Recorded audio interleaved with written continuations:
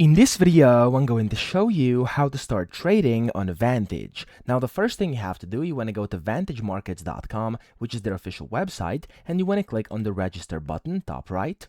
And of course, you want to sign up for an account, okay? So you can do this using your email or your phone number.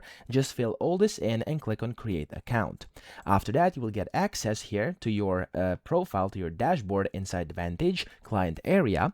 And then what you can do here is you want to go to the accounts tab and you want to create a new live or a new demo account, depending on, of course, which one you want to use. I'm just going to use demo accounts for this tutorial.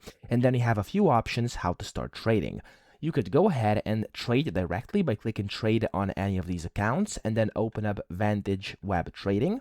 If you have a live account, you could also go ahead and trade on TradingView. I have a separate tutorial on how to do that as well. You could also trade on MT4 or MT5. Again, I have separate tutorials for how to connect that as well, so go watch these in case you're interested. But the easiest way to just start is by going to one of these accounts, clicking trade, and then clicking Vantage Web Trading.